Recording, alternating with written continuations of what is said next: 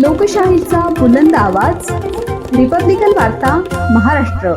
खुलताबाद शहरात एक गावठी कट्ट्यासह तलवारी जप्त। स्थानिक गुन्हे शाखा पोलिसांनी अवैध शस्त्रासह आरोपी पकडले।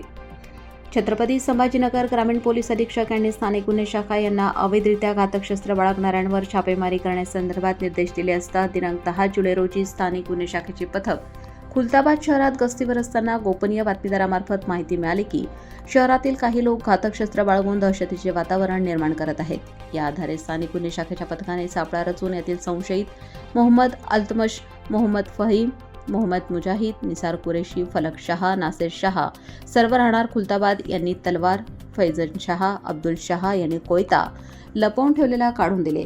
सर्व चारही आरोपी वर खुलताबाद पोलीस ठाणे येथे कलम 427 भारतीय हत्यार कायद्यान्वये गुन्हा दाखल करण्यात आला आहे।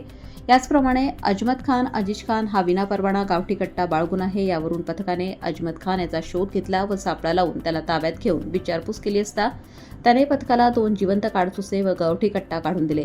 यावरून अजमत खान यास ताब्यात घेऊन त्याच्याविरुद्ध खुलताबाद पोलीस ठाणे येथे कलम 327 भारतीय हत्यार कायद्यान्वये गुन्हा दाखल करण्यात आला असून पुढील तपास खुलताबाद पोलीस करीत आहेत।